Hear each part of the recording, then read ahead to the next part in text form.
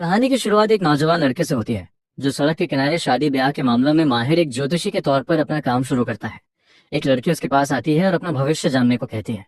वह पूछती है कि क्या उसके मंगेतर के साथ उसकी शादी सच में सफल होगी। वह अपनी खास शक्तियों का इस्तेमाल करता है जो उसकी आंखों में नीली रोशनी के रूप में दिखाई देती हैं। वह अपनी अलौकिक क्षमताओं से उसके चेहरे की बनावट का विश्लेषण करता है। वह उसे बताता है कि उसके चेहरे पर मैरिज पैलेस धुंधला और गहरा दिख रहा है। वो समझाता है कि यह शादी शायद उतनी खुशहाल ना हो जितनी ऊपर से दिखती है। उसकी सहेली गुस्सा हो जाती है और इस तरह की बातें करने के लिए उसे कोसती है। वो उससे कहती है कि इतने खुशी के मौके पर उसे कुछ अच्छी बातें कहनी चाहिए। ज्योतिषी शांति से उनसे पूछता है कि क्या वे इसके बजाय मीठे झूठ सुनना पसंद करेंगी। लड़की उससे पूछती है कि उसे ऐसा क्यों लगता है कि उसकी शादी खुशहाल नहीं होगी। वो बताता है कि उसकी नाक की नोक काली और बेजान दिख रही है। वो समझाता है कि उसका वेल्थ पैलेस धूल से ढका हुआ है, जो एक बुरा शगुन है। वह इस नतीजे पर पहुंचता है कि जिस व्यक्ति से वह शादी कर रही है वो आर्थिक तंगी से जूझ रहा है। उसका मंगेतर वहां आता है और ज्योतिषी उसे देखकर बताता है कि वह बाहर से तो सख्त दिखता है, लेकिन असल में वह कर्ज में डूबा हुआ है। मंगेतर गुस्से से आग बबूला हो जाता है और उसे बदतमीज कहता है, जबकि वे उसके ग्राहक थे। वह ज्योतिषी पर अंधविश्वास फैलाने और उन्हें बदुआ देने का आरोप लगाता है, जबकि ज्योतिषी लगातार उसके चेहरे का विश्लेषण करता रहता है। ज्योतिषी उसे बताता है कि उसे उसकी दोनों भुजाओं के बीच के हिस्से पर एक काला घेरा आभा दिखाई दे रहा है। वह समझाता है कि यह किसी आने वाली कानूनी मुसीबत का संकेत है। वह उसे चेतावनी देता है कि यह मुसीबत एक मामूली मुकदमे से लेकर जेल की गंभीर सजा तक कुछ भी हो सकती है। जब ज्योतिषी उसके हाल ही में हुए एक बड़े व्यापारिक सौदे का जिक्र करता है तो मंगेतर परेशान हो जाता है। वह भविष्यवाणी करता है कि वह सौदा पूरी तरह से बर्बाद हो जाएगा और वह अपना सब कुछ खो देगा। वो उससे सीधे सीधे कहता है कि वो अच्छी तरह जानता है कि उसे किसने धोखा दिया है। वो इस बात की पुष्टि करता है कि उसके चेहरे पर दिख रहे ये संकेत इस बात का प्रमाण है कि जेल जाना अब उसकी तय किस्मत है। लड़की हैरानी और सदमे में अपने मंगेतर से पूछती है कि क्या ज्योतिषी की कही बातें सच हैं। वह उसे ये सब नजरअंदाज करने के लिए मनाने की कोशिश करता है और इसे बकवास बताता है। लड़की जिद करती है कि वह उसके बैग के अंदर देखना चाहती है और वो जबरदस्ती उससे बैग छीन लेती है। वह बैग खोलती है तो उसे 50 लाख का कर्ज का एक दस्तावेज मिलता है। वह पूरी तरह से सदमे में आकर जोर से चीख पड़ती है। मंगेतर हालात को संभालने और अपनी बात समझाने की कोशिश करता है। तभी उसकी सहेली बीच में आती है और उसे लड़की से दूर धकेल देती है। पुलिस आती है और हालात को अपने काबू में कर लेती है, जबकि लड़की पूरी तरह से टूट चुकी होती है। भविष्य बताने वाले को अपने सिस्टम से एक नोटिफिकेशन मिलता है कि 3 मिशन में से पहला मिशन पूरा हो गया है। सीन 3 दिन पीछे चला जाता है, जहां एक डॉक्टर उसकी मेडिकल हालत के बारे में बता रहा था। वह उस नौजवान से कहता है कि उसके पास जीने के लिए ज्यादा से ज्यादा 3 महीने बचे हैं। वह इस खबर को सुनकर गहरे सदमे और दुख में डूब जाता है। उसकी मेडिकल रिपोर्ट सामने आती है जिसमें उसे ब्रेन ट्यूमर होने की बात कही गई होती है और उसके पास बचे समय की पुष्टि की गई होती है। यह चौंकाने वाली खबर सुनकर वह नौजवान टूट जाता है और रोने लगता है। उसे एक सिस्टम से एक रहस्यमयी नोटिफिकेशन मिलता है जिसमें बताया जाता है कि उसकी जिंदगी को रीसेट करने का एक मिशन शुरू हो गया है। इसमें दिखाया जाता है कि उसकी जान बचाने के लिए भविष्य बताने वाला सिस्टम उससे जुड़ गया है। सिस्टम मिशन की जगह शादी रजिस्ट्रेशन ऑफिस के गेट पर तय करता है। वो समय रोजाना दोपहर 2 बजे से 3 बजे के बीच तय करता है। वह समझाता है कि इसका मकसद 3 ग्राहकों का भविष्य सही सही और सफलतापूर्वक बताना है। सीन वापस आज के समय में आ जाता है जब एक विशालकाय आदमी उसके दूसरे ग्राहक के तौर पर उसके पास आता है। वह अपनी सेवाएं लेने के लिए उसके सामने ढेर सारा पैसा रख देता है। वो बड़े ही आदर के साथ उससे अपनी शादी के बारे में भविष्य बताने को कहता है। भविष्य बताने वाला उससे कहता है कि उसके चेहरे के हाव भाव कुछ अजीब लग रहे हैं। वह आदमी हैरानी से पूछता है कि वे अजीब क्यों लग रहे हैं। भविष्य बताने वाला समझाता है कि उसके चेहरे पर चिल्ड्रंस पैलेस भरा हुआ और चमकदार है, जो कि एक बहुत ही अच्छा संकेत है। वह समझाता है कि इसका मतलब है कि उसे बहुत ही नेक और आज्ञाकारी बच्चे मिलेंगे। वह आदमी उसकी सटीक भविष्यवाणियों से बहुत ज्यादा प्रभावित होता है और उसे एक जीनियस कहता है। वह बड़े ही गर्व के साथ उसे बताता है कि पिछले महीने ही उसके बेटे ने उसे एक नई कार तोहफे में दी है। वह इस बात की पुष्टि करता है कि उसका बेटा उसके प्रति बहुत ज्यादा समर्पित है और उसे अपने बेटे की तस्वीर दिखाने की पेशकश करता है। वह अपने फोन पे अपने बेटे की फोटो दिखाते हुए उसकी अच्छी शक्ल सूरत की तारीफ करता है। ज्योतिष मन ही मन सोचता है कि ये तो ऐसी अच्छी जमीन जैसा है जिसमें किसी और की फसल उगी हो। वह आदमी परेशान होकर ज्योतिषी से उसके रहस्यमय शब्दों का मतलब पूछता है। ज्योतिषी उसे बताता है कि उसका और उसकी पत्नी दोनों का चेहरा चौकोर और जबड़ा चौड़ा है। जो सोचता है कि उसे ऐसा बेटा कैसे हुआ जिसके नैन नक्श इतने तीखे और नाजुक हैं कि वे उन दोनों में से किसी से भी मेल नहीं खाते। उस आदमी को याद आता है कि जब वो जवान था तो उसके पड़ोसी उससे मजाक किया करते थे। वे कहते थे कि उसकी पत्नी तो बहुत सुंदर है, लेकिन उसका बेटा उससे जरा भी मेल नहीं खाता। वे मजाक में ये भी जोड़ते थे कि बेटे को तो बस सबसे अच्छी खूबियां ही विरासत में मिली हैं। ज्योतिषी फिर से इस बात की पुष्टि करता है कि उसके बेटे के चेहरे की बनावट, जैसे भौहों की हड्डियां और जबड़े का आकार, किसी भी तरह से उसके या उसकी पत्नी के नयन नक्शों से मेल नहीं खाती। वह इस नतीजे पर पहुंचता है कि नयन नक्शों में ये इतना बड़ा फर्क अस्वाभाविक है। उस आदमी को एक भयानक सच्चाई का एहसास होता है। उसके चेहरे पर पूरी तरह से सदमे के भाव उभर आते हैं। उसे अपने बेटे के जवान चेहरे के नैन नक्श याद आते हैं, जो उससे जरा भी मेल नहीं खाते। फिर उसे अपने बेटे का बचपन का चेहरा याद आता है, जो तब भी उससे अलग ही दिखता था। वह जमीन पर गिर पड़ता है और यह बात मान लेता है कि उसका बेटा सचमुच उससे जरा भी मेल नहीं खाता। इस चौंकाने वाली सच्चाई का पता चलने पर वह फूट फूट कर रोने लगता है। ज्योतिषी के सिस्टम पर एक नोटिफिकेशन आता है कि उसका दूसरा मिशन भी कामयाब रहा। तभी एक बुजुर्ग महिला और एक बुजुर्ग आदमी उसके पास आते हैं और कहते हैं कि अब उनकी बारी है। वह महिला ज्योतिषी से अपने और अपने पति का भविष्य बताने को कहती है। वह पूछती है कि क्या उनकी शादी उनके लिए खुशकिस्मती लेकर आएगी। वह साफ करती है कि वह तो बस कुछ ऐसे शब्द सुनना चाहती है जो उसके लिए अच्छी किस्मत लेकर आए। ज्योतिषी उसके चेहरे के नैन नक्शों का वर्णन करते हुए कहता है कि उसकी गालों की हड्डियां काफी उभरी हुई हैं और होंठ पतले हैं। वो उसके चेहरे के नैन नक्शों को काफी सख्त और उसकी आंखों को सांपाकू बताता है, जो किसी बुरी नीयत का संकेत होती हैं। वो उसे समझाता है कि ऐसी आंखों वाले लोग दिल के अच्छे नहीं होते। वो उससे साफ साफ कह देता है कि वो असल में अपनी शादी के बारे में नहीं पूछ रही है। वो उस पर यह इल्जाम लगाता है कि वो उस बुजुर्ग आदमी की जायदाद पर कब्जा करने की कोशिश कर रही है। वह गुस्से से आग बबूला हो जाती है और उस पर बदनामी का आरोप लगाती है। ये जोर देकर कहती है कि उनका प्यार सच्चा है। भविष्य बताने वाला उस बूढ़े आदमी की तरफ मुड़ता है और उससे कहता है कि उसके माथे पर प्रॉपर्टी पैलेस चौड़ा और भरा हुआ है। वो समझाता है कि इससे पता चलता है कि वह एक अमीर परिवार से आता है। वो उसे खास तौर पे बताता है कि उसके पास कम से कम एक घर तो है ही। वो खुद को सुधारते हुए कहता है कि अब उसे कुछ अलग दिखाई दे रहा है। उसे उसके माथे पर संपत्ति के स्थान को ढके हुए एक काला घेरा औरा दिखाई देता है। वो उसे चेतावनी देता है कि ये एक बुरा शगुन है, जो इस बात का संकेत है कि कोई उसके घर पर कब्जा कर लेगा। भविष्य बताने वाला उस औरत की तरफ इशारा करता है और उस पर बूढ़े आदमी का घर चुराने की साजिश रचने का आरोप लगाता है। वो उसका सामना करते हुए कहता है कि उसने उस आदमी को झांसा देकर एक नकली शादी में फंसाया है। वो खुलासा करता है कि वो उसके पैसे लेकर अपने बेटे के लिए एक घर खरीदने की योजना बना रही है। वो समझाता है कि उसकी योजना ये है कि जैसे ही घर का मालिकाना हक उसके नाम पर आ जाएगा, वो उसे छोड़ देगी। भविष्य बताने वाला उस बूढ़ी औरत से कहता है कि अगले ही दिन उसे छोड़ दिया जाएगा। वह फूट फूट कर रो पड़ती है और इस आरोप को पूरी तरह से नकार देती है। भविष्य बताने वाला पूरे आत्मविश्वास के साथ उसकी बाईं भौं पर मौजूद एक तिल की ओर इशारा करता है। वह आगे कहता है कि उसका रंग गहरे काले रंग की तरफ झुका हुआ है। वह समझाता है कि इस निशान को धोखे और चालाकी का तिल कहा जाता है। वह बताता है कि जिन लोगों के पास ये होता है उनकी नीयत खराब होती है। वह इस बात की पुष्टि करता है कि वे आम तौर पर दूसरों का भरोसा जीतने में माहिर होते हैं, ताकि बाद में उन्हें ठग सकें। वह सीधे तौर पर उसका सामना करते हुए कहता है कि वह बूढ़े लोगों को ठगने के लिए इसी चाल का इस्तेमाल करती है। वो पूरे आत्मविश्वास के साथ संकेत देता है कि यह पहली बार नहीं है जब उसने ऐसा किया है। वह घबरा जाती है और उस पर हमला करने की कोशिश करती है। वहां मौजूद लोग तुरंत बीच बचाव करते हैं और उसे रोक लेते हैं। बूढ़ा आदमी जमीन पर बैठ जाता है, राहत की सांस लेता है और उसे बचाने के लिए उसका शुक्रिया अदा करता है। भविष्य बताने वाले को अपने अंदरूनी सिस्टम से एक सूचना मिलती है कि ट्रिपल रीडिंग मिशन सफल रहा। वह एक और अलर्ट पढ़ता है जिसमें बताया गया है कि सिस्टम उसके इनामों की गणना कर रहा है। एक संदेश दिखाई देता है जो इस बात की पुष्टि करता है कि उसकी बची हुई जिंदगी 30 दिन बढ़ गई है। उसे 10 लाख यूएन का भारी भरकम नकद इनाम मिलने पर अतिरिक्त बधाई भी मिलती है। वह गहरी राहत के साथ अपने फोन की तरफ देखता है और मन ही मन बुदबुदाता है कि आखिरकार वह बच गया। वह समय देखता है और यह पक्का करता है कि उसने अपना काम बिल्कुल तय समय पर ही खत्म किया है। वह भीड़ को ये घोषणा करके बताता है कि आज के लिए उसके काम करने के घंटे पूरे हो गए हैं। वहां जमा भीड़ उससे गुजारिश करती है कि वह थोड़ी देर और रुक जाए। कोई उसे एक एक्स्ट्रा रीडिंग के लिए 1 लाख का ऑफर देता है।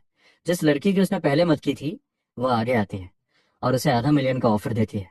उनका जोश बढ़ता जाता है और वे लुभावने फाइनेंशियल ऑफर चिल्लाने लगते हैं। इस सीन में काले सूट पहने गार्ड्स दखल देते हैं, जो भीड़ के बीच से रास्ता बनाते हैं। एक शानदार दिखने वाला आदमी आगे आता है और अपना परिचय वोंग जान हुआ के तौर पर देता है। वह सिर्फ एक एक्स्ट्रा रीडिंग के लिए 5 मिलियन का एक ब्लैक बैंक कार्ड पेश करता है। इतनी बड़ी रकम का ऑफर देखकर भीड़ हैरान और दंग रह जाती है। भविष्य बताने वाला शांति से इस ऑफर को ठुकरा देता है और माफी मांगते हुए कहता है कि आज का कोटा पूरा हो चुका है। वह अमीर आदमी जिद करता है और उसे यह समझाने की कोशिश करता है कि नियम तोड़े जा सकते हैं। वह आगे कहता है कि इंसान लचीले होते हैं और खास हालात के हिसाब से खुद को ढाल सकते हैं। लचीले अगर 5 मिलियन उसे मनाने के लिए काफी नहीं है तो वह रकम बढ़ाने की पेशकश करता है।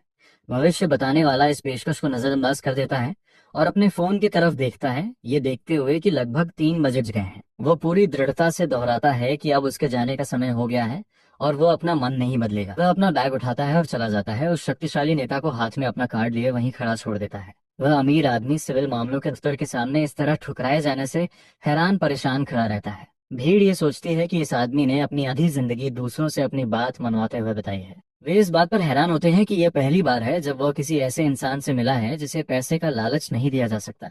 कहानी उस रात के बाद की है जब भविष्य बताने वाला घर लौट आता है। वह गहरी नींद में सो जाता है जबकि सोशल मीडिया पर उसकी खबरें तेजी से फैल रही होती हैं। लाखों की पेशकश ठुकराने का उसका एक वीडियो वायरल हो जाता है और उसे लाखों बार देखा जाता है। खबरें फैलती हैं जो उस दिन की उसकी तीनों भविष्यवाणियों के सही होने की पुष्टि करती हैं। ये क्लिप उसकी काबिलियत को साबित करते हैं और उसे सिविल मामलों के दफ्तर के महान भविष्य बताने वाले का खिताब दिलाते हैं। मीडिया, इन्फ्लुएंसर और अमीर लोग उसे ढूंढने के लिए पागलों की तरह खोजबीन शुरू कर देते हैं।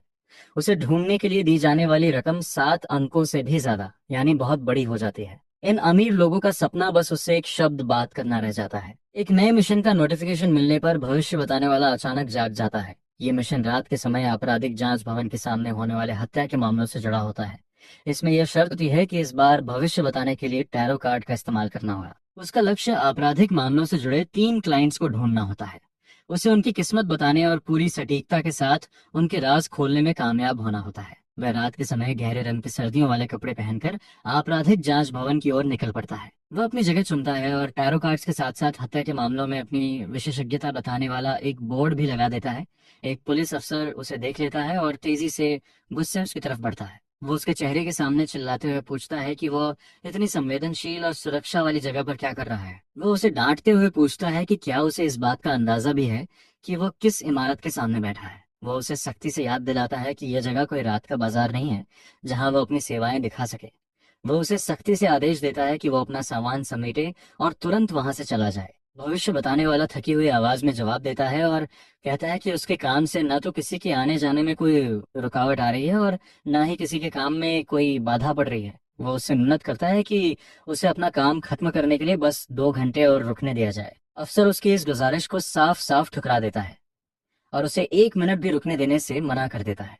वो उसे धमकी देता है कि अगर वो उसकी बात मानकर वहां से नहीं गया तो वो अपने साथियों को बुलाकर उसे जबरदस्ती वहां से हटवा देगा। वह भविष्य बताने वाला अपनी जगह पे डटा रहता है और अपना थर्मल मग थामे हुए वहां से जाने से साफ इनकार कर देता है। तभी तीखे नैन नक्श वाला एक और अफसर वहां आता है और पूछता है कि यह सारा हंगामा किस बात का है।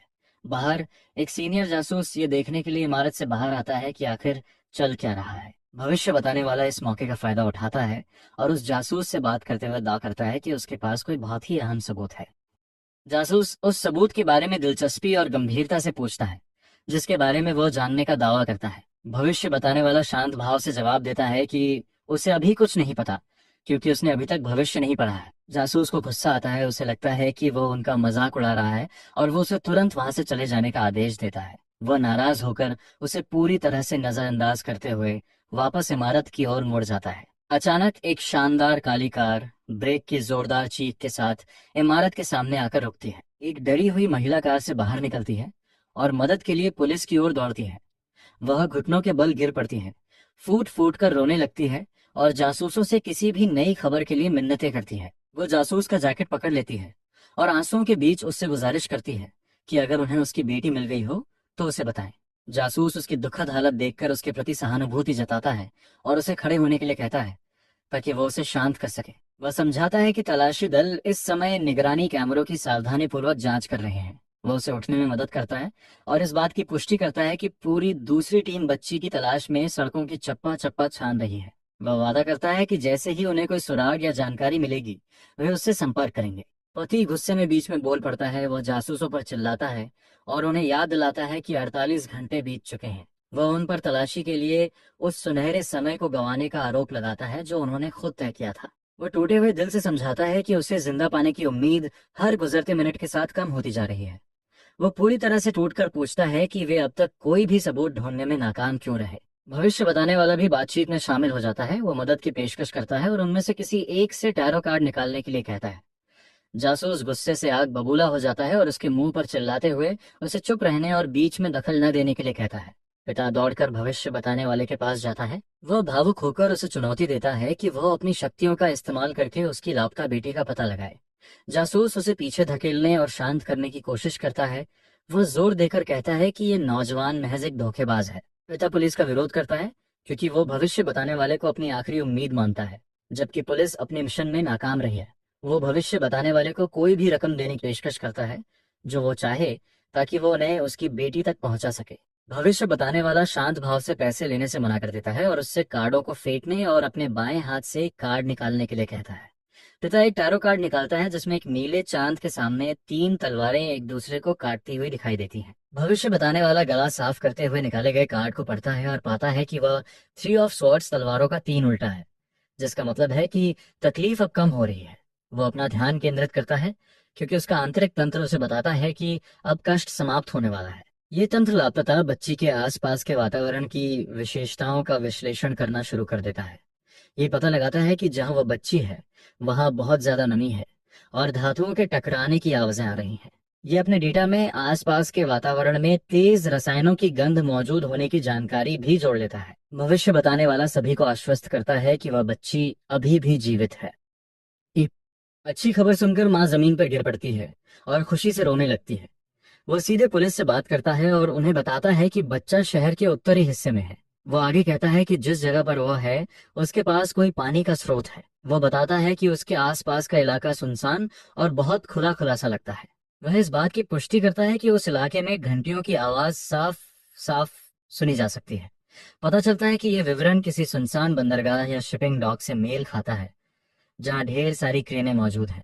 उस इलाके में एक विशाल घड़ी मीनार दिखाई देती है जिससे जोर जोर से घंटियों की आवाज आ रही है। भविष्य बताने वाला पुलिस और माँ को ये कहकर चौंका देता है कि अपहरणकर्ता कोई ऐसा व्यक्ति है जिसे वे अच्छी तरह से जानते हैं।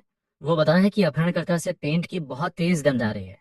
वो स्पष्ट करता है कि यह ताजे पेंट की गंध नहीं है, बल्कि एक पुरानी और गहरी गंध है। वह पुष्टि करता है कि यह गंध उसके शरीर से इसलिए चिपकी हुई है क्योंकि वो लगातार पेंट से भरे माहौल में रहता है। वो माँ से कहता है कि वो किसी ऐसे परिचित व्यक्ति के बारे में सोचे जिसका विवरण इससे मेल खाता हो। पति को हैरानी के साथ ये एहसास होता है कि ये विवरण ओल्ड लू नाम के एक व्यक्ति से मेल खाता है। पत्नी को याद आता है कि यह व्यक्ति एक रेनोवेशन कॉन्ट्रैक्टर है जिससे कुछ समय पहले उनकी उसकी फीस को लेकर बहस हुई थी।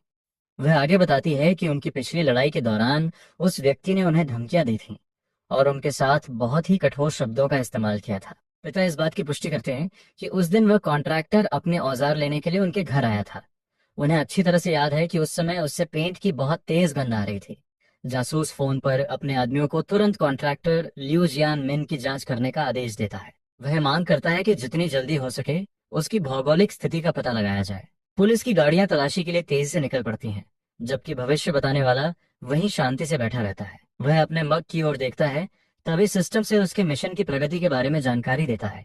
अपने दैनिक मिशन का 1/3 हिस्सा सफलतापूर्वक पूरा करने के बाद वह राहत की सांस लेते हुए अपने मग से कुछ पीता है। 1 घंटा बीत जाने के बाद पुलिस की गाड़ियां तेजी से वापस इमारत में लौट आती हैं। नर्सों की देखरेख और भविष्य बताने वाले की नजरों के बीच अपनी नन्ही बेटी के सुरक्षित वापस मिल जाने पर माँ खुशी के आंसुओं के साथ उसे गले लगा लेती है। जासूस भविष्य बताने वाले के पास जाकर उसे सूचित करता है कि अपहरणकर्ता को सफलतापूर्वक गिरफ्तार कर लिया गया है। वह इस बात की पुष्टि करता है कि उन्हें अपहरणकर्ता ठीक उसी जगह पर मिला जिसका विवरण भविष्य बताने वाले ने दिया था। भविष्य बताने वाला बड़ी ही विनम्रता से जवाब देते हुए कहता है कि इस बचाव कार्य का पूरा श्रेय पुलिस के प्रयासों को जाता है। वह आगे कहता है कि वो तो बस एक साधारण सा भविष्य बताने वाला व्यक्ति है। जासूस उसकी इस विनम्रता को स्वीकार नहीं करता और उससे कहता है कि वो अपनी क्षमताओं को कम करके आंकना बंद करे। जासूस ने भविष्य बताने वाले पर अपहरण के मामले से जुड़ी जानकारियों की पहले से ही जानकारी होने का आरोप लगाया। उसने उसे चेतावनी दी कि किसी आपराधिक मामले में जानकारी छिपाना एक अपराध है। उसने आगे कहा कि गैर कानूनी तरीकों से यह जानकारी हासिल करना भी कानूनन दंडनीय है। उसने कड़े शब्दों में स्पष्ट किया कि इन दोनों ही मामलों में उसे आपराधिक रूप से दोषी ठहराया जाएगा। भविष्य बताने वाला अपना बचाव करते हुए गुस्से से पूछता है कि क्या उसने इनसे कोई जानकारी छिपाई थी। एक सफेद जीप तेजी से घटनास्थल पर पहुंचती है और उनकी बातचीत में रुकावट डालती है। एक महिला फॉरेंसिक डॉक्टर इमारत से बाहर भागती हुई आती है और जासूस को आवाज देती है, जिसका उपनाम कमांडर जियाओ है। वो उसे बताती है कि नदी में मेरी लाश के डीएनए नतीजे आखिरकार आ गए हैं। वह अफसोस के साथ पुष्टि करती है कि अपराधी डेटाबेस में लाश के डेटा से कोई मेल नहीं मिला। जासूस पीड़ित की पहचान के लिए कोई मेल न मिलने पर गहरी निराशा व्यक्त करता है। वह उन लापता पुरुषों की सूची के बारे में पूछता है जिसे पहले संभावित मेल के लिए छांटा गया था। डॉक्टर लापता पुरुषों की सूची में से किसी से भी किसी भी तरह के मेल से पूरी तरह इनकार कर देती है। वह समझाती है कि लाश का कंकाल काफी बड़ा है। वह आगे कहती है कि पैल्विक हड्डियों के क्षतिग्रस्त होने और कुछ हिस्सों के गायब होने के बावजूद बचे हुए शारीरिक कोण इस बात की जोरदार पुष्टि करते हैं कि लाश किसी पुरुष की है। वो दोहराती है कि उन्होंने सभी लापता पुरुषों को सूची से बाहर कर दिया था क्योंकि वे सबूतों से मेल नहीं खाते थे। वह अपने हाथों में जांच फाइल लिए खड़ी है और इस चिकित्सीय पहेली से पूरी तरह हैरान है। भविष्य बताने वाला अचानक आत्मविश्वास भरी आवाज में बीच में बोलता है और पुष्टि करता है कि यह लाश किसी पुरुष की है ही नहीं। डॉक्टर और जासूस उसके दखल से हैरान हो जाते हैं और पूछते हैं कि क्या उसका मतलब ये है कि लाश किसी महिला की है। भविष्य बताने वाला बताता है कि उनकी जांच और खोज का तरीका पूरी तरह से गलत है। वह आगे कहता है कि उन्हें कोई मेल न मिलना स्वाभाविक है क्योंकि वे गलत दिशा में खोज कर रहे हैं। फॉरेंसिक डॉक्टर अपने काम में दखल देने के लिए भविष्य बताने वाले को संदेह और शक की नजर से देखती है। वो उसे सख्ती से कहती है कि वे जो करते हैं वो फॉरेंसिक वैज्ञानिक विश्लेषण है जिसमें अंदाजों की कोई जगह नहीं होती। वह तीसरी लंबर कशेरुका और पेल्विक हड्डियों के टुकड़ों के बीच के वैज्ञानिक कोणों के बारे में विस्तार से समझाती है। वह पूरे आत्मविश्वास के साथ पुष्टि करती है कि ये सभी माप पुरुषों की शारीरिक विशेषताओं से पूरी तरह मेल खाते हैं। भविष्य बताने वाला उसे टैरो कार्ड निकालने के लिए कहता है ताकि वह ये साबित कर सके कि वह सही है और लाश से जुड़ी पहेली को सुलझा सके।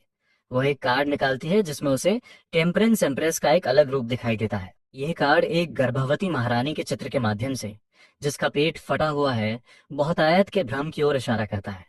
भविष्य बताने वाला लाश का विश्लेषण करता है और बताता है कि पीड़ित लंबे समय से बाहरी पुरुष हार्मोन का सेवन कर रहा था। भविष्य बताने वाला समझाता है कि पीड़ित कई सालों से लगातार पुरुष हार्मोन ले रहा था। वह बताता है कि इस सेवन के कारण हड्डियों का अतिरिक्त विकास हुआ और कंकाल का आकार बढ़ गया।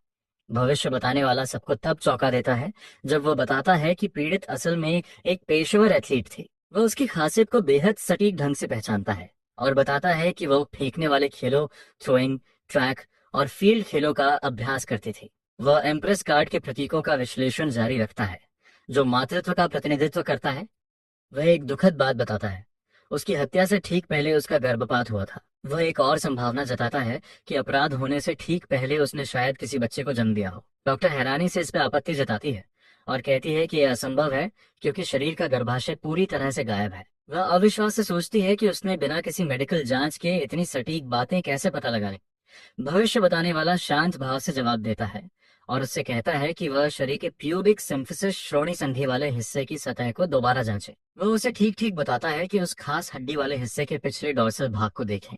वह समझाता है कि अगर उसे उस हड्डी पर कोई गड्ढा या पुरानी दरार मिलती है तो वह गड्ढा बच्चे के जन्म के दौरान लगी किसी पुरानी चोट का पक्का सबूत है। वह आगे कहता है कि अगर उसी जगह पर ताजे और साफ फटने के निशान हों तो इससे यह साबित होता है कि उसकी मौत से ठीक पहले ही उसका गर्भपात हुआ था। डॉक्टर को भविष्य बताने वाले की बात सही लगती है और वह जासूस से मुर्दा घर में वापस जाकर दोबारा जांच करने की इजाजत मांगती है। जासूस भविष्य बताने वाले को घूर कर देखता है और उसे धमकी देता है कि अगर उसकी बातें गलत निकली तो खैर नहीं। वह कसम खाता है कि अगर वो झूठ बोल रहा है तो वह उसे पूरी रात यहाँ से जाने नहीं देगा। भविष्य बताने वाला अपना संयम बनाए रखता है और टैरो कार्ड्स आगे बढ़ाकर जासूस से उनमें से एक कार्ड चुनने को कहता है। भविष्य बताने वाले को अपने सिस्टम से एक संदेश मिलता है जिससे पता चलता है कि डॉक्टर के लिए भविष्यवाणी करने के बाद उसका 2/3 काम पूरा हो चुका है। वह पूरे आत्मविश्वास के साथ सीधे कमांडर जियो से बात करता है। जियो चिढ़कर जवाब देता है और पूछता है कि अब भविष्य बताने वाले को उससे क्या चाहिए। वह उसे बताता है कि आज की आखिरी भविष्यवाणी वो उसे मुफ्त में करके देगा। वह अपने कार्ड्स मेज पर फैला देता है और जासूस से कहता है कि वह उसके दिल को परेशान करने वाली समस्या के बारे में बताएगा। जासूस मजाक उड़ाते हुए कहता है कि उसके मन में कोई उलझन या समस्या नहीं है। भविष्य बताने वाला शांत भाव से मुस्कुराता है और कहता है कि हर इंसान के मन की गहराइयों में कुछ राज छिपे होते हैं। भविष्य बताने वाला अपने फोन की तरफ देखते हुए इशारा करता है कि हर कोई राज छिपाता है, खासकर पुलिस वाले। दृश्य में एक इमारत दिखाई देती है जहां घड़ी में आधी रात होने वाली होती है। वहीं डॉक्टर इस बात की पुष्टि करती है कि भविष्य बताने वाले की बातें बिल्कुल सही निकली। वह खिड़की से बाहर देखती है और शरीर के प्यूबिक सिम्फिसिस वाले हिस्से पर चोट के साफ निशान होने की पुष्टि करती है। वह आगे बताती है कि बारीक जांच करने पर नमूनों में टेस्टोस्टेरोन के अंश भी मिले हैं कमांडर जियो के चेहरे पर हैरानी के भाव उभर आते हैं जब उसे ये पता चलता है कि जिसकी हत्या हुई थी वो असल में एक महिला थी। डॉक्टर अपनी बात जारी रखते हुए बताती हैं कि उन्हें एक स्पोर्ट्स स्कूल के छात्र के कुछ गुम हुए रिकॉर्ड मिले हैं। वह दिखाती हैं कि ये रिकॉर्ड एक शॉट पुट एथलीट के हैं जो 3 महीने पहले लापता हो गया था। वह पूरे उत्साह के साथ पुष्टि करती हैं कि अब जांच सही दिशा में आगे बढ़ रही है। कमांडर जियाओ गंभीरता से ये निष्कर्ष निकालते हैं कि अब वे 2 अलग-अलग मामलों से निपट रहे हैं। वो बताते हैं कि पहला मामला अपहरण की एक घटना है। वो ये भी बताते हैं कि दूसरा मामला हत्या का एक अपराध है। कमांडर ये मानता है कि बाहर बैठा हुआ नौजवान अपनी सभी भविष्यवाणियों में पूरी तरह से सही था। जियाओ अपनी घड़ी देखता है जिसमें रात के 1 बजे बजने वाले हैं और उसकी नजरें और भी दृढ़ हो जाती हैं। भविष्य बताने वाला कमांडर को याद दिलाता है कि अगर वो अपनी उलझन का राज जानना चाहता है तो उसके पास सिर्फ 5 मिनट बचे हैं। वो शांति से उसे आगे आने और अपना भविष्य जानने के लिए आमंत्रित करता है। तभी एक सफेद कार सड़क पर तेजी से आती हुई दिखाई देती है। वह जोरदार टक्कर के साथ हवा में उछल जाती है और ठीक उसी जगह के पास जा गिरती है जहां भविष्य बताने वाला और कमांडर बैठे होते हैं। कमांडर जियाओ तुरंत चिल्लाता है और उस भयानक दुर्घटना में घायल हुए लोगों को बचाने का आदेश देता है। पुलिस अधिकारी आग बुझाने वाले यंत्र लेकर उस पलटी हुई और जलती हुई कार की ओर दौड़ पड़ते हैं। भविष्य बताने वाला चिल्लाकर कमांडर को सख्ती से चेतावनी देता है कि वह कार के बाईं ओर न जाए। वो उसे समझाता है कि ईंधन की टंकी बाईं ओर है और वो कभी भी फट सकती है। एक अधिकारी आग बुझाने की कोशिश करता हुआ दिखाई देता है जबकि कार के दरवाजे पर गोलियों के निशान साफ नजर आ रहे होते हैं। अचानक एक जोरदार धमाका होता है जिससे कार के पास खड़ा हुआ अधिकारी हवा में उछल जाता है। उस भयानक धमाके की जोरदार लहर से वो अधिकारी हवा में उड़ता हुआ दूर जा गिरता है। अधिकारी जमीन पर बैठा हुआ दिखाई देता है जो अपनी चोट के दर्द से करा रहा होता है जबकि बाकी लोग आग बुझाने का काम जारी रखते हैं। दुर्घटना स्थल से घायलों को ले जाने के लिए एम्बुलेंस पहुंच जाती है। जियाओ अपनी नजरें भविष्य बताने वाले की ओर घुमाता है। अब उसके बारे में उसकी सोच पूरी तरह से बदल चुकी होती है। कमांडर अपने मन ही मन ये महसूस करता है कि यह नौजवान सिर्फ एक धोखेबाज नहीं है जैसा कि उसने पहले सोचा था। जैसे जैसे घड़ी में तय समय सीमा समाप्त होने लगती है भविष्य बताने वाला टैरो कार्डों को फेंटना शुरू कर देता है। कमांडर भविष्य बताने वाले की ओर इस तरह देखता है मानो वह कोई ऐसी रहस्यमयी हस्ती हो जिसे इंसानी समझ से परे मान सकता है। आखिरकार जियाओ इस अनुभव के लिए राजी हो जाता है और अपना भविष्य जानने के लिए कार्ड निकालने को कहता है। कमांडर कार्डों के ढेर में से एक कार्ड निकालता है और उसकी व्याख्या जानने के लिए उसे भविष्य बताने वाले को दिखाता है। निकाला गया कार्ड न्याय के प्रतीक को उल्टी स्थिति में दर्शाता है। भविष्य बताने वाले का आंतरिक सिस्टम इस कार्ड का अर्थ विकृत न्याय के रूप में बताता है। ये कार्ड गहरे आंतरिक भ्रष्टाचार की ओर भी संकेत करता है।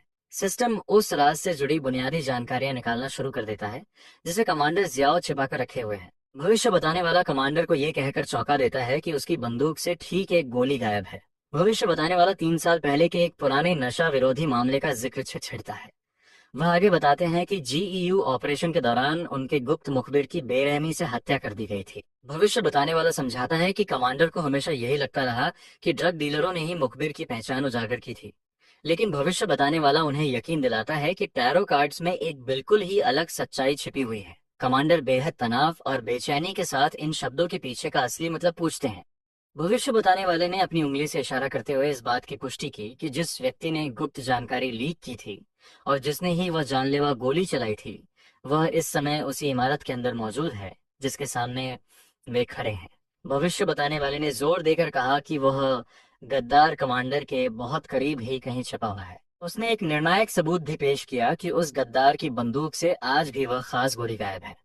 भविष्य बताने वाले के आंतरिक सिस्टम ने उसके इस मिशन में उसकी सफलता की घोषणा की जिसमें उसने एक बड़े सीरियल केस की गुत्थियां सुलझाने में मदद की थी। उसने एक पुलिस अधिकारी की जान भी पक्की मौत से बचा ली थी। सिस्टम ने इस मिशन में उसके प्रदर्शन के लिए उसे एकदम सही और पूरी रेटिंग दी। इनाम के विवरण से पता चला कि उसके शरीर में मौजूद बीमार कोशिकाओं की संख्या में 8% की कमी आई है। इस इनाम में उसकी उम्र में 60 दिनों की बढ़ोतरी और 20 लाख यूएन यूनिट नकद भी शामिल थे। भविष्य बताने वाले को उसके फोन पर बैंक से एक मैसेज मिला जिसमें इतनी बड़ी रकम जमा होने की पुष्टि की गई थी। भविष्य बताने वाला घर आकर अपने सोफे पर आराम करने के लिए लेटा ही था कि उसे एक नए मिशन का नोटिफिकेशन देखकर हैरानी हुई। उसने मिशन का विवरण पढ़ा जिसके अनुसार उसे एक अंतरराष्ट्रीय 2 भाषाओं वाले किंडरगार्टन में जाना था। सिस्टम ने उस जगह को ठीक चंटिंग किंडरगार्टन के मुख्य द्वार के सामने के तौर पर निर्धारित किया। सिस्टम ने यह शर्त रखी कि उसे बच्चों की प्रतिभा और भविष्य का पता लगाने और भविष्यवाणी करने के लिए हड्डी टटोलने बोन पैल्पेशन वाली विधि का इस्तेमाल करना होगा। इस चुनौती का मकसद 3 क्लाइंट्स को सेवा देना और उन्हें एकदम सटीक और बेदाग भविष्यवाणियां बताना था। मिशन में सफल होने के लिए सिस्टम ने ये शर्त रखी कि उसे उन तीनों क्लाइंट्स के मामले में पूरी तरह से सफल होना होगा। भविष्य बताने वाला इस बात पर हैरान था कि सिस्टम ने उसके इस नए मिशन के लिए किंडरगार्टन जैसी जगह को क्यों चुना। उसे एहसास हुआ कि इस किंडरगार्टन को शहर का सबसे प्रतिष्ठित निजी शिक्षण संस्थान माना जाता है। उसे याद आया कि वहाँ की सालाना ट्यूशन फीस बहुत ज्यादा है। उसने यह निष्कर्ष निकाला कि वहाँ पढ़ने वाले बच्चे रसूखदार और अमीर परिवारों से आते हैं। उसे पूरा यकीन था कि सिस्टम जानबूझकर अपने लगातार आने वाले मिशनों का कठिनाई स्तर बढ़ाता जा रहा है।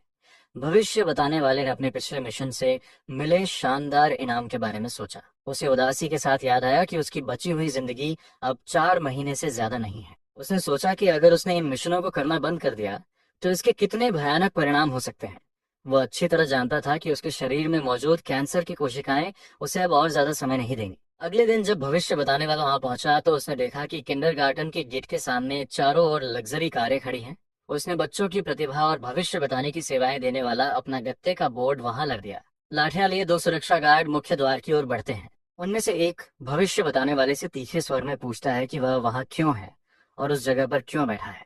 वह शांत मुस्कान के साथ जवाब देता है कि वह तो बस एक सड़क विक्रेता है जो अपनी सेवाएं दे रहा है। गार्ड उसके चेहरे के सामने चिल्लाते हुए उसे याद दिलाता है कि यह एक निजी शिक्षण संस्थान है। वह कड़े शब्दों में स्पष्ट करता है कि द्वार के सामने किसी भी प्रकार की सेवाएं देना सख्त मना है। वो धमकी देता है कि अगर उसने अपना सामान पैक करके तुरंत वहां से जाने में देर की तो वो उसके खिलाफ सख्त कदम उठाएगा।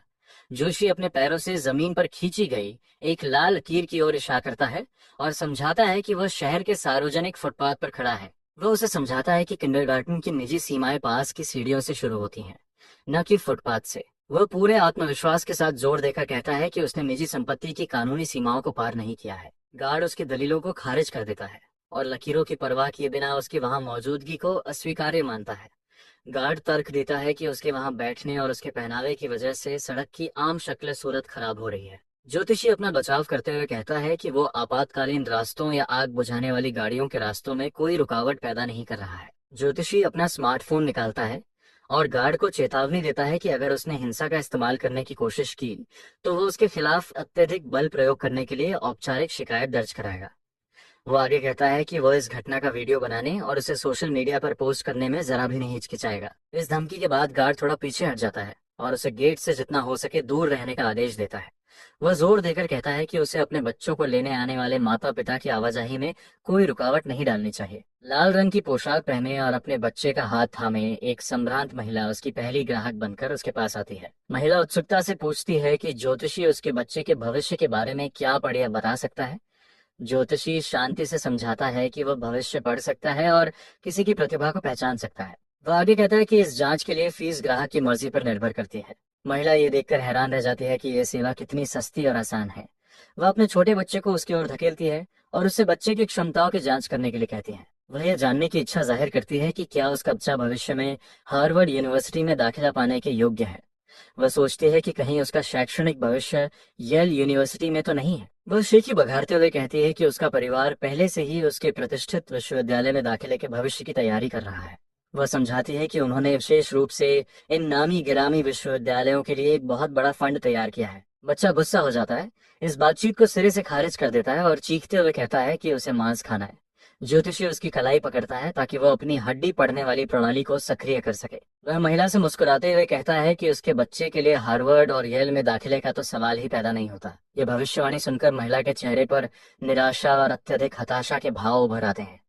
वह उसकी बातों पर ऐतराज जताती है क्योंकि उसे उसका फैसला अंतिम और बढ़ा चढ़ाकर कहा गया लगता है।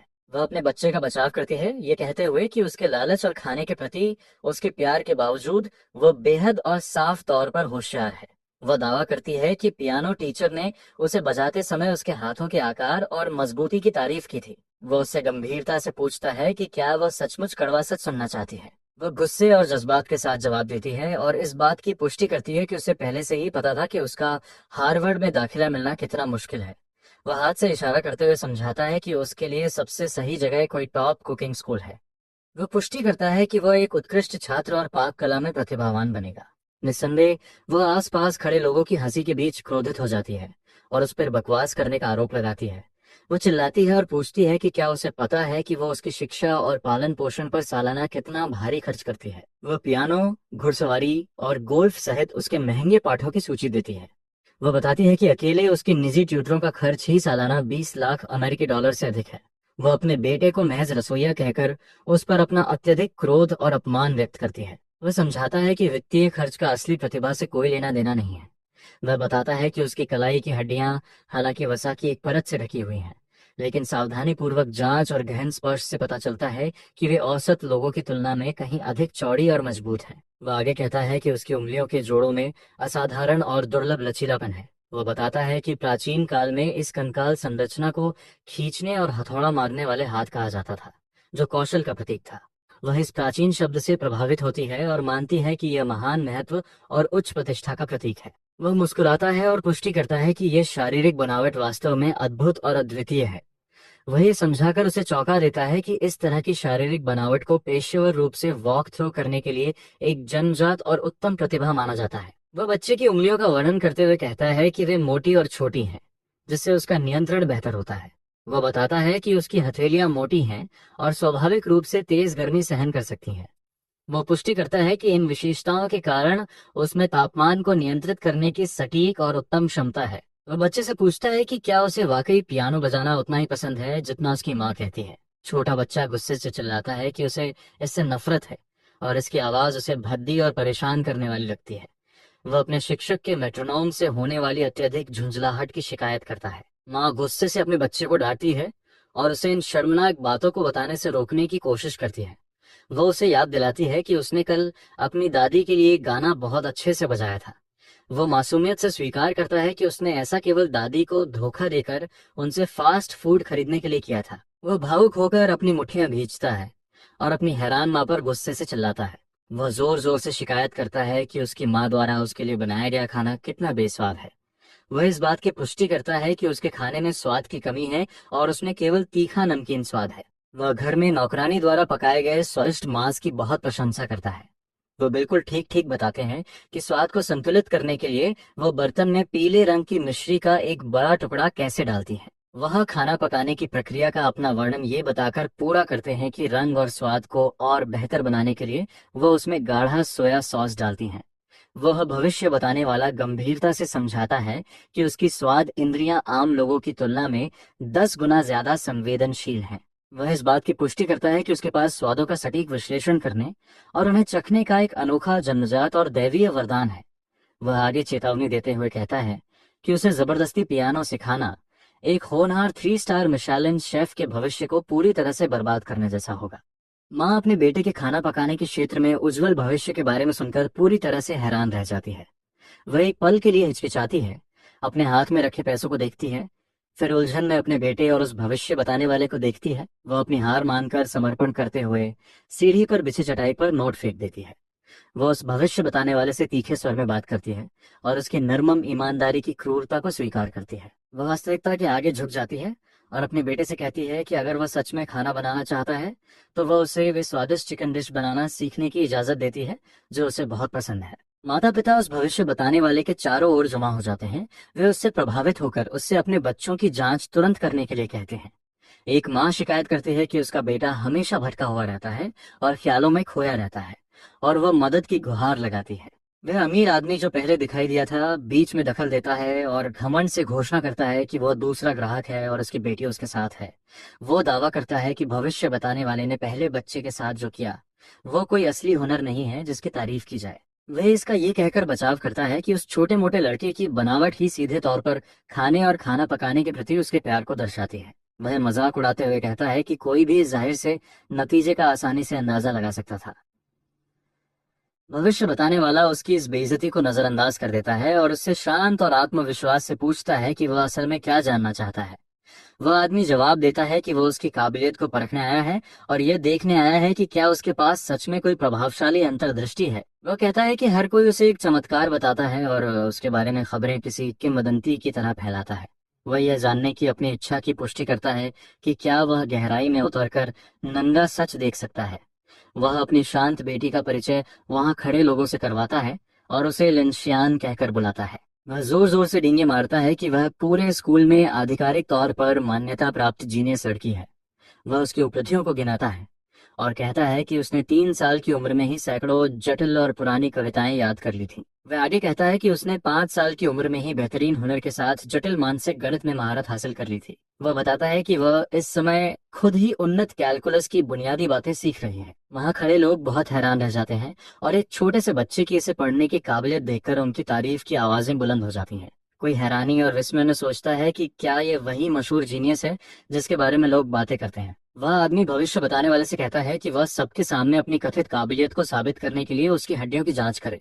वह मजाक उड़ाते हुए और शेखी बघारते हुए पूछता है कि क्या वह आइंस्टीन का कोई नया अवतार है या शायद मैरी क्यूरी का कोई नया और बेहतर जन्म है। भविष्य बताने वाला शांत भाव से उस छोटी लड़की के सिर पर अपना हाथ रखता है ताकि वह अपनी सटीक जांच शुरू कर सके।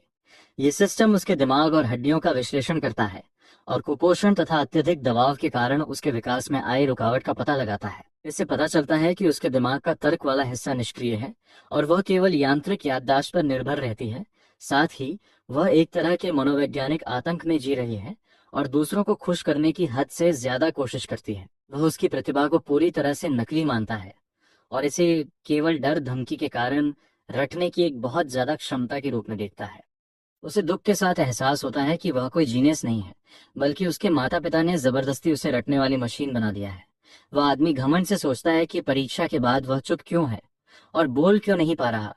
वह उसका मजाक उड़ाते हुए पूछता है कि क्या वह इन दुर्लभ हड्डियों की खासियत को समझ नहीं पाया। वह सीधे और साफ साफ यह कहकर उसे और वहां मौजूद लोगों को चौंका देता है कि वह बिल्कुल भी जीनियस नहीं है। वह उस शेखीबाज पिता की तरफ तीखी नजर से देखते हुए कहता है कि वो तो बस एक माहिर अदाकारा है जो जबरदस्ती थोपी गई एक भूमिका निभा रही है। उसकी इस चौंकाने वाली और अप्रत्याशित बात पर उसे और वहां मौजूद सभी लोगों को हैरानी और अचरज का गहरा झटका लगता है।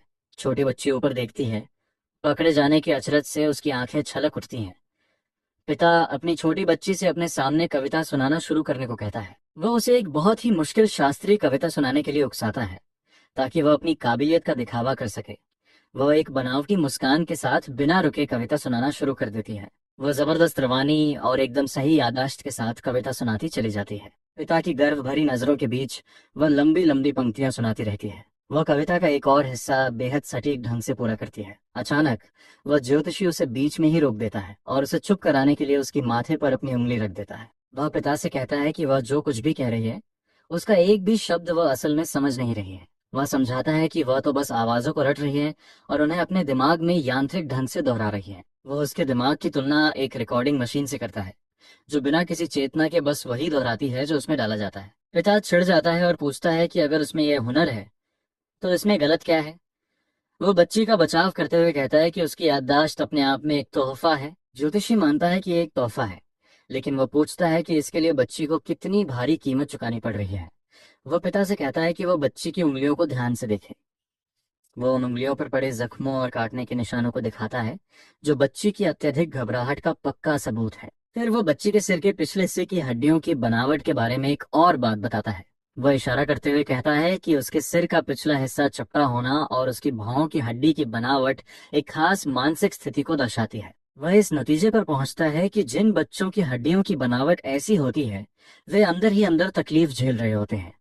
वह समझाता है कि ये निशान दिखाते हैं कि बच्ची बहुत ज्यादा संवेदनशील है और उसे खुद पर बहुत ज्यादा शक रहता है। वह आगे कहता है कि उसे किसी कीमत पर दूसरों से तारीफ और स्वीकृति पाने की एक जबरदस्त और बेताब जरूरत महसूस होती है। वह उससे कहता है कि वह देख रहा था कि वह थोड़ी देर पहले अपने पिता को कैसे देख रही थी। वह साफ साफ कहता है कि उसे उसकी आंखों में अपने लिए कोई प्यार नहीं दिखा। वह जोर देकर कहता है कि उसकी निगाहों में उसे सिर्फ आतंक और डर ही नजर आया। वो उसे सच्चाई से रूबरू कराता है। वो सोने से डरती है क्योंकि उसे एक भी शब्द गलत बोलने का डर सताता है। जैसे जैसे वह परीक्षा में फेल होने के उसके डर को उजागर करता है वह रोने लगती है। वह समझाता है कि उसका यह डर बिना खिड़की वाले अध्ययन कक्ष में सजा के तौर पर बंद किए जाने के डर से उपजा है। वह फूट फूट कर रोने लगती है जबकि पिता ज्योतिषी पर चिल्लाता है और उस पर बकवास करने का आरोप लगाता है। गुस्से में वह आदमी पुलिस को बुलाने और उससे बात करने के लिए उसे गिरफ्तार करवाने की धमकी देता है। वह उसका हाथ जोर से पकड़कर उसे घसीट कर ले जाने की कोशिश करता है। वो उससे कहता है कि इस पागल की बकवास पर ध्यान न दे। वह अपना आपा खो बैठती है और जोर जोर से चीखने चिल्लाने लगती है। वह पूरी तरह टूटकर जमीन पर गिर पड़ती है। जबकि उसके पिता और आसपास के सभी लोग स्तब्ध खड़े रहते हैं। वह फूट फूट कर रोती रहती है। बीच बीच में कविता की कुछ पंक्तियां बुदबुदाती रहती है। वह लगातार विलाप करती रहती है, जबरन याद किए गए अंशों को दोहराती रहती है। वह मानसिक रूप से पूरी तरह टूट चुकी जमीन पर पड़ी रहती है। हिस्टीरिया और लगातार रोना जारी रहता है, जबकि सभी लोग स्तब्ध रहते हैं। वह चीखती है, ये कहते हुए कि वह फिर कभी जबरन याद नहीं करेगी। वह आंसुओं के बीच अपने पिता से विनती करती है कि उसे न मारे।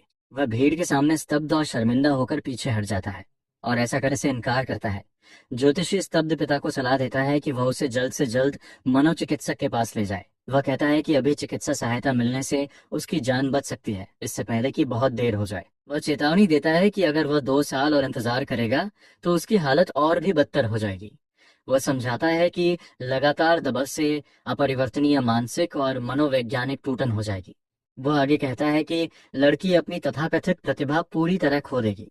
वह पुष्टि करता है कि वह एक उच्च बुद्धि वाली समाज विरोधी बन जाएगी। वह जमीन पर चीखती रहती है, याद करने से इनकार करती है, जबकि वह असहाय खड़ा रहता है।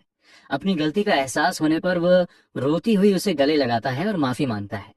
वह उसे उठाता है और चला जाता है। ज्योतिषी को उसके सिस्टम से एक सूचना मिलती है कि उसने 3 में से 2 भविष्यवाणियां सही की हैं। एक लग्जरी कार आकर रुकती है